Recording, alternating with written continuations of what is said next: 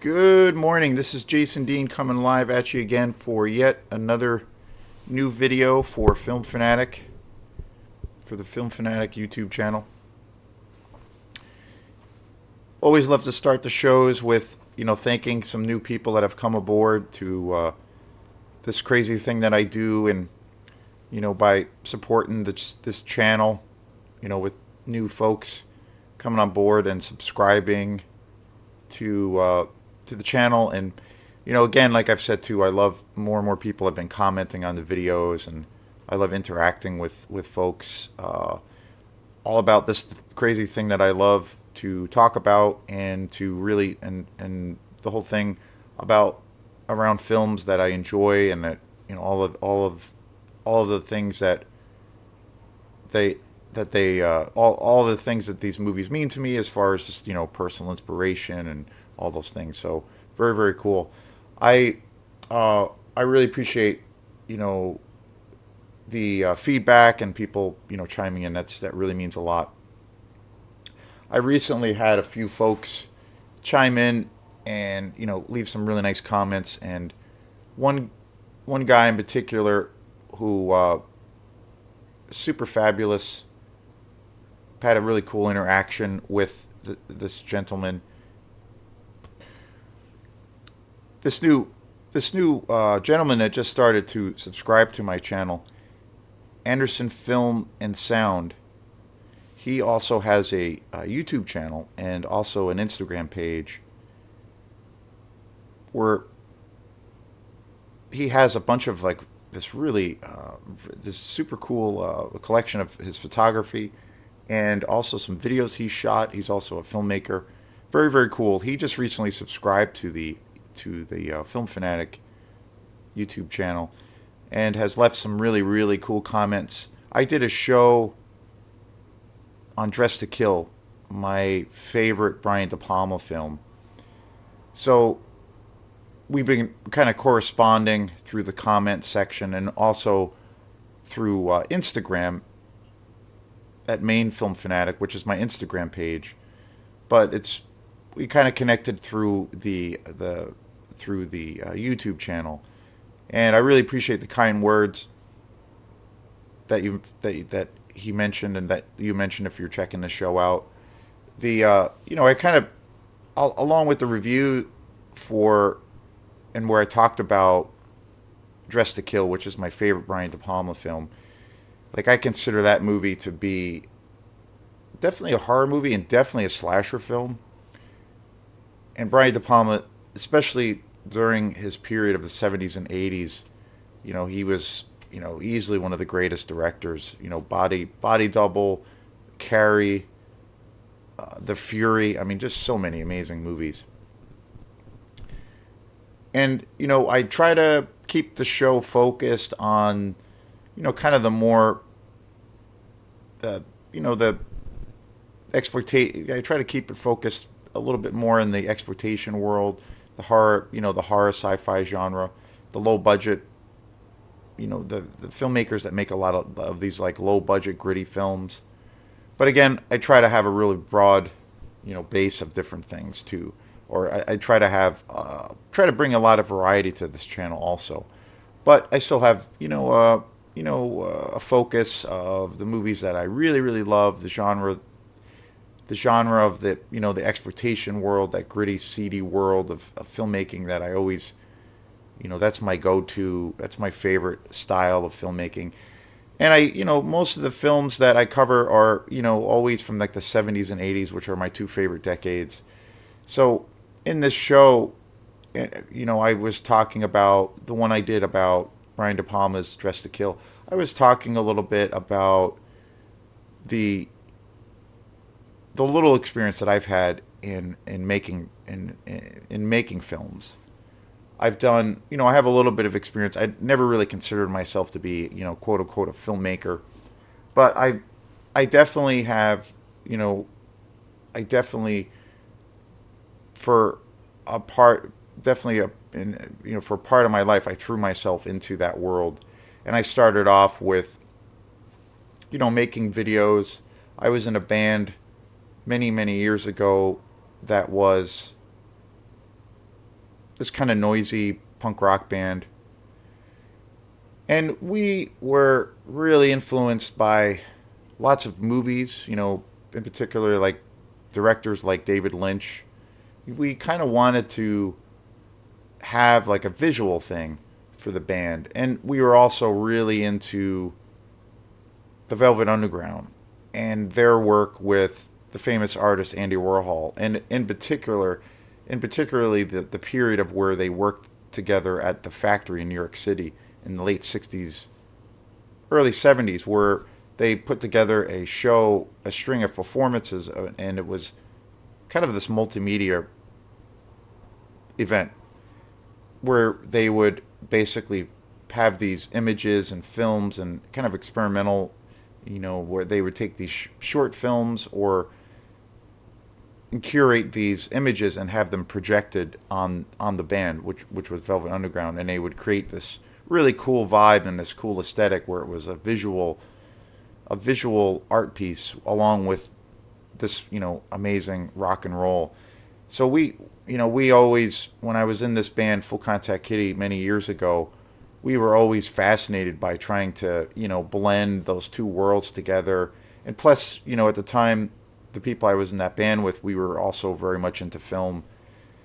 So we always had a deep love of that, and we were always trying to figure out how to, maybe curate something like that or bring something like that to life and try to get away from the standard, rock and roll thing of where the band or bands just show up for a gig or a performance, in their t-shirts and jeans and plug in their amps and then they just go, which is cool and everything. But I always loved music and bands that had the, where they would give you a show, and it would be something not only, from the sound, which hopefully the music is, strong enough, but also give the audience, and also for just the interactive play that happens and the dynamic that happens within a band, on stage or in a live setting, give that whole context a different angle, for the band, but then especially for the audience, where you have like a visual thing, something cinematic or something very theatrical, creating an aesthetic, or bringing, with the use of aesthetics, create a certain kind of vibe. So that led to me, shooting videos with some friends. We had a little circle of friends, and one friend during this time was in film school and eventually became an assistant to lots of different people who had lots of experience and were very much part of shooting music videos and things like that. So we had collaborated together, and we shot these videos, and we were, for about a year or two, we would project, for our performances with that band, we would project these images that I had shot. I used a lot of these images where I worked with a few different models, and there were these black and white kind of set pieces. There wasn't any dialogue, but they had this a little bit of a gothic kind of aesthetic, and I was really fascinated, and I still am, but I really love black and white film. So we would, after we got together and we shot a bunch of these videos, we eventually edited this stuff together, but then we started to, for about a couple of years with that band, whenever we had gigs, we would bring a projector and we would have these images that I worked on, that I created, that I directed. We would have these images broadcast, kind of shown, like superimposed with the band. And it was a lot of fun. It was a really cool, kind of just a big giant experimentation to see how things would go. And fast forward over 5 or 6 years after that, that got me into the brought me to the mindset of wanting to actually maybe become a filmmaker. And I had just, the only experience I had at that point was shooting music videos. But then I eventually, that eventually led me to shoot my first short film, which was called Rapture, and that was a short little vampire movie. And when I look back at it, it was a really great experience. It was super hard. It was a lot of work, cost a lot of money, and it was all it was a 20-minute film. And we did have a if you want to call it like an opening. We showed it at an art gallery in Belfast. Had some friends and family come to it, and it was a lot of fun to do it. But I learned a lot, and looking back at that project in particular, I kind of feel it's not something. The actual project itself, I wasn't really proud of. It's not something I would show again, but the experience of doing it was the thing I was most excited by, and I had it had given me a whole new perspective on how hard it actually is to make films, and how essentially these filmmakers and people that are like legitimately filmmaker involved as in that world of creating film, how incredibly complex it is, and you're essentially climbing Mount Everest every day to because you're multitasking. And so I talked about that whole thing on or in this video that I had done on where I did coverage, and I did a review of Dress to Kill, Brian De Palma. And this great new subscriber, this cool guy, Anderson Film and Sound, after some correspondence back and forth, realized that this guy was he's a filmmaker and a photographer, and definitely professional. His work is great. I definitely recommend people check out his stuff. I'm gonna tag him in this video. But he said some really cool things of where he felt that I kind of really nailed the point of what it's like to be a filmmaker, and how it's more or less the most complicated and the most complex and the highest form of artistic expression. So I really appreciate the great feedback and the comments around that, and he said some really nice things about me. So again, at the end of the day, that's why I do these videos, and that's why that's my main attraction, is finding some folks that are also film fanatics and that love films, and probably or maybe they look at films, or they're touched by films a little bit deeper than say than maybe just looking at it as a form of escapism, which first and foremost it is, but it has a deeper resonance with me, just in general. So I really appreciate that. So this is a video. This video is a movie which is, without a doubt, a beloved classic in the horror sci-fi world.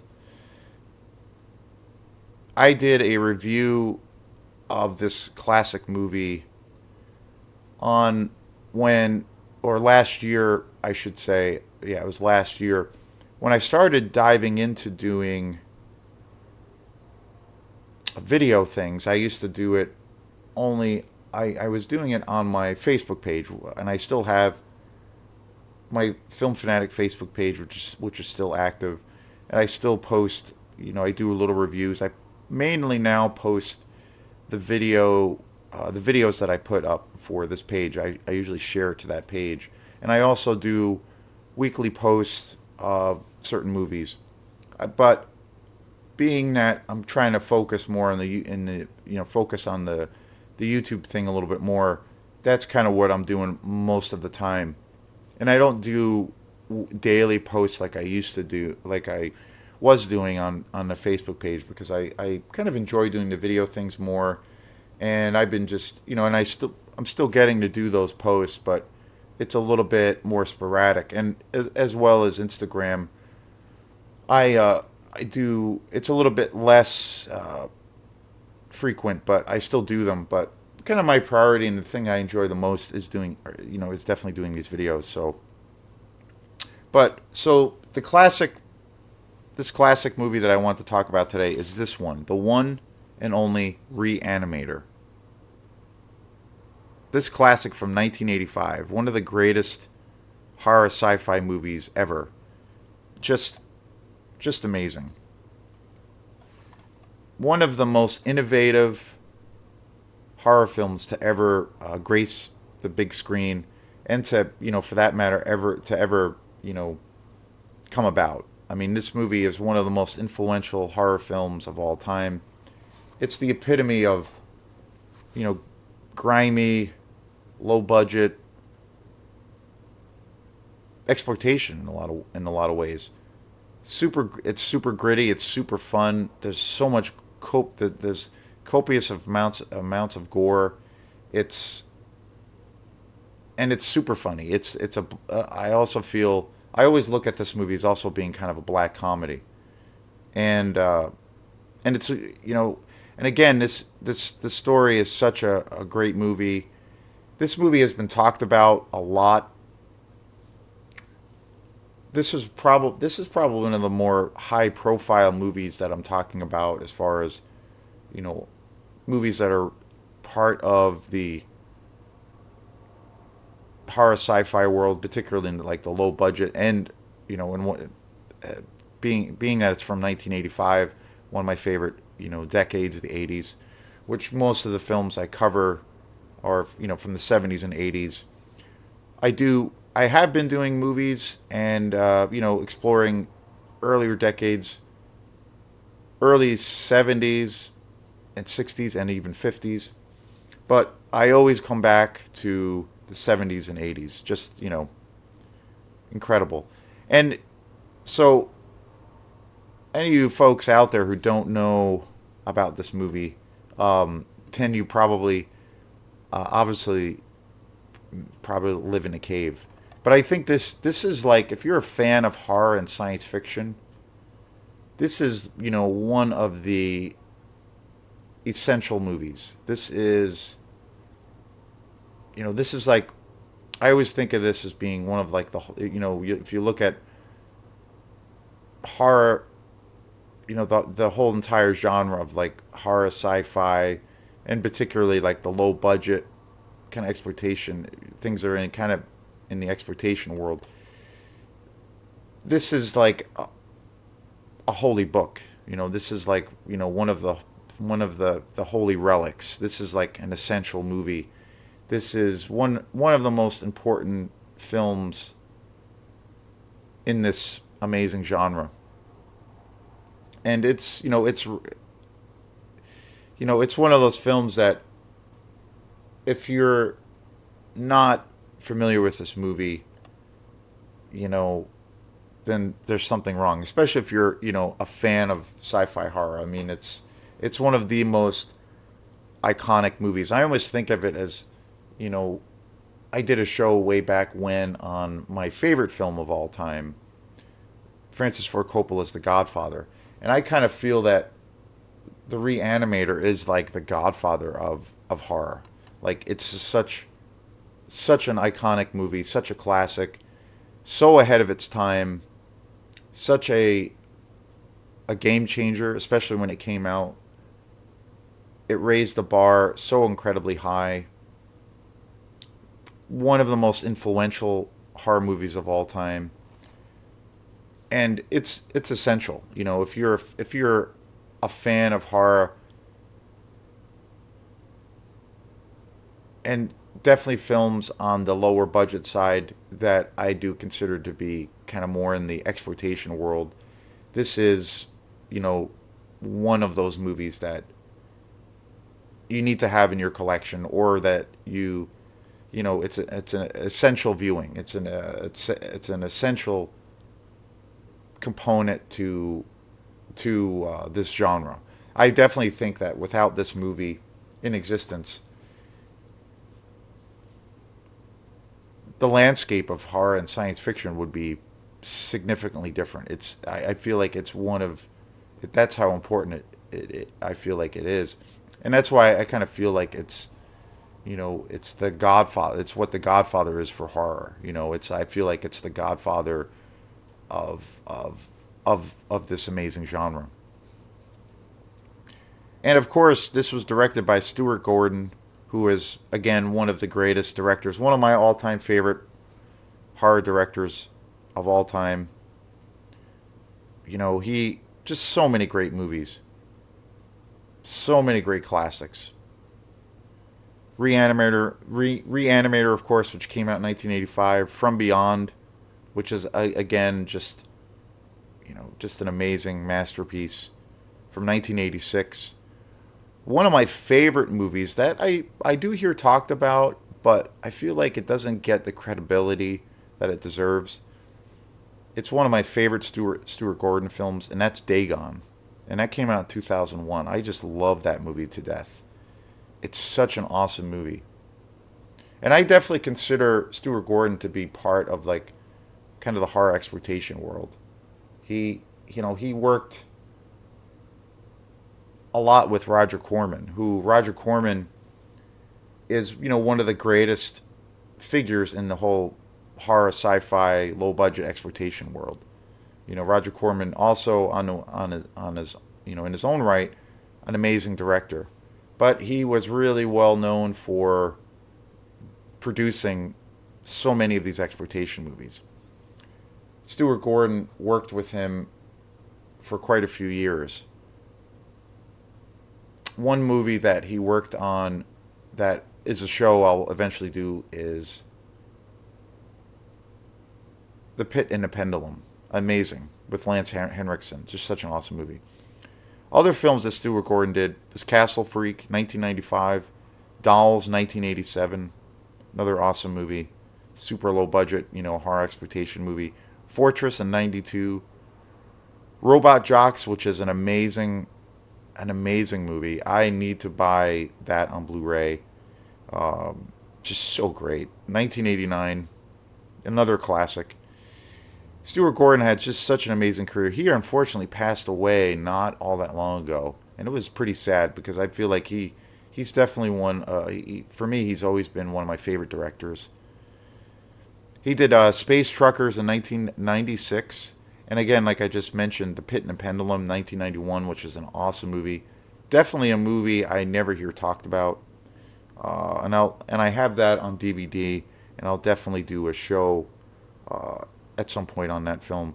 He also did a film called Stuck in 2007. There is a kind of a documentary about Stuart Gordon that came out in 2005, Masters of Horror. Edmund in 2005. Just an amazing track record. And again, one of Stuart Gordon is definitely one of the I feel like one of the he was definitely one of the true pioneers in the world of horror. He really pushed the boundaries.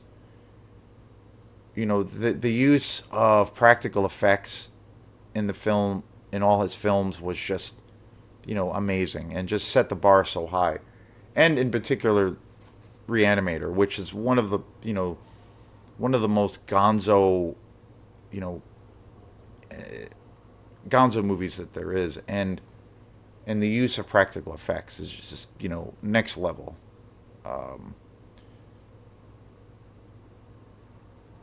And Re-Animator, it's famously pretty well known, but it's loosely based on H.P. Lovecraft's classic horror story. And it's basically centered on this character. Herbert West is a young scientist who has a good head on his shoulders and another on the lab in the table in front of him. Just amazing. This movie, the cast, Jeffrey Combs, who plays Herbert West. I think Jeffrey Combs in this film puts out, and it's one of the greatest performances ever. I just think he's completely deranged and completely insane, but completely hysterical at the same time. Bruce Abbott is also in this film, just so great. Barbara Crampton, David Gale, Robert Sampson, Carolyn Purdy, and Barbara Peters. I unfortunately don't own this on Blu-ray. I actually picked this up. This was definitely a movie. Re-Animator was definitely a movie of my youth. This was a movie I used to see all the time as a kid. This was my introduction to Stuart Gordon. My second favorite film, like I've mentioned, is probably Dagon, which is also based on which is, I think, probably closely based, more based on the classic H.P. Lovecraft story. The and I would say Dagon is probably my second favorite behind Re-Animator. I mean, it's just amazing. It's just such a creepy movie, and the practical effects. This is decades before the emergence of CGI and even computer graphics. So everything you're seeing with the practical effects is so real and just so gritty, and and his films and his subject matter really push the boundaries.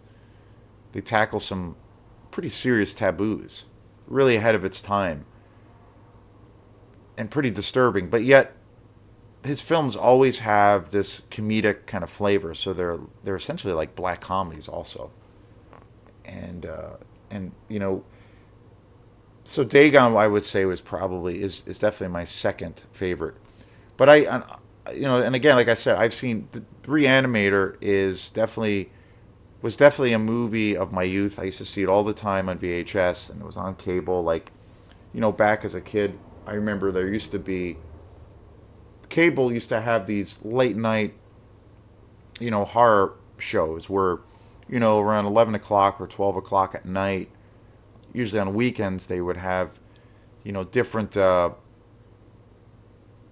series. They'd have one or two different series of these like horror marathons late night, and they would show a bunch of horror movies back to back. And I remember that this was one of those movies that was always shown, and this was a huge hit when it came out. It was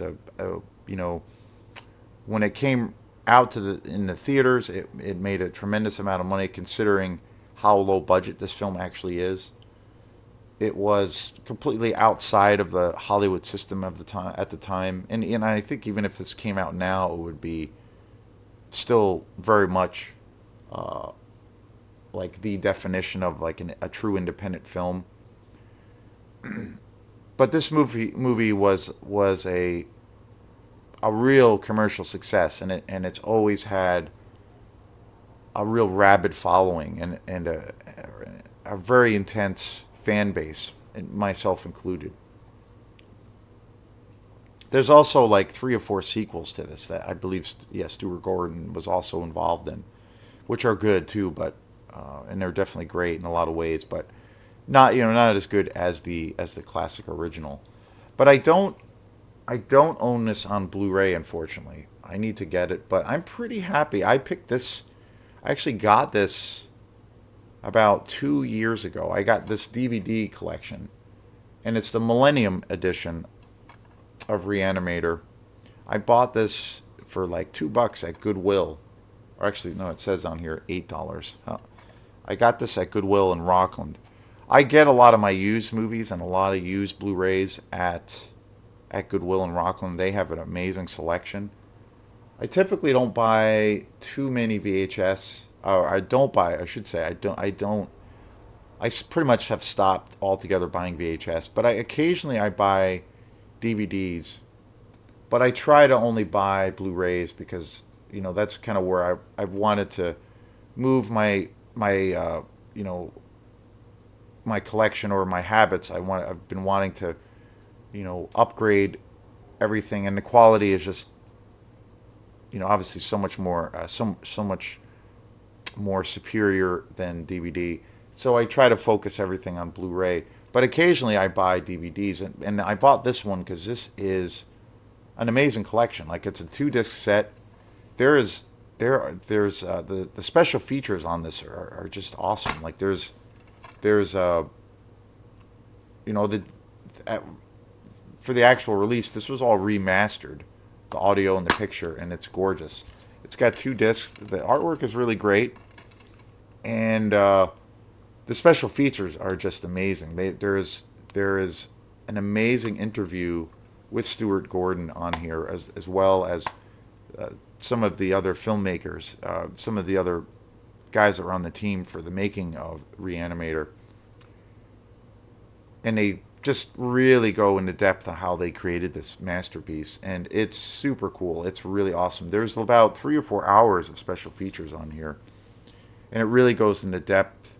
It really has a real deep focus on kind of how Stuart Gordon was as a is or was as a person, but as an artist, and his whole background, and just amazing.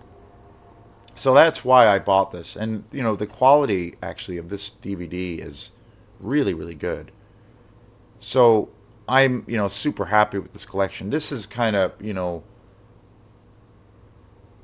a step above, obviously, from your standard DVD, because I think that this collection is pretty amazing because it comes with the bonus disc. It has hours of special features. It's a really high quality version of this film on DVD. So it's just a little bit shy or short of maybe a Blu-ray version of this film. I will eventually buy this on Blu-ray, but I'm super happy with this copy, and I've seen it many many times. And definitely, I believe I have other editions of this film on just like more like a standard DVD, but this is definitely the best version of this film that I have. I have. I also have the Pit and the Pendulum, which I'll eventually do a show on. Like again, that was one of the films that Stuart Gordon, where he worked with Roger Corman, and that film again is also based. Stuart Gordon did a lot of work where he based a lot of his films on H.P. Lovecraft, one of the greatest sci-fi literary figures in the world. And he also did.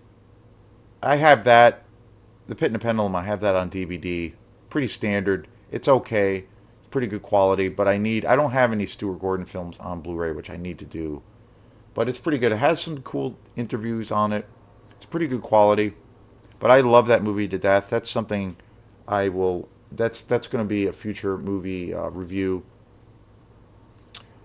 And Dagon, which I said is probably overall my second favorite. I really love From Beyond too. Like that movie's just bonkers crazy too. So many great movies. But I really have this deep love for Dagon, and I only have that on VHS, which is really sad and pathetic. Visually, that movie is just astounding. I definitely need to get that on Blu-ray. So, but I'll probably still do a show or a review of Dagon. But I am surprised I don't own any of his other films. I'm trying to think if I have. Yep, I think that's all I have as far as any of the films of Stuart Gordon. But this is definitely the best, you know, version of any of his films that I have, and I will get eventually. I will eventually get this on Blu-ray. But such an amazing movie, you know. And I again, like I've said, you know, if you're a true horror fan, if one considers himself to be a true fan of horror, this is essential. Like this is the one of those movies that is uh, an example of the highest, you know, form of artistic expression in this beloved genre. This set the you know this is like the apex of this amazing genre of horror sci-fi exploitation. Set the bar so high. It's the apex. So yeah, just an amazing movie. And again, it's hard to believe this film came out in 1985. I mean, and it's still so epic, and it's still so ahead of its time,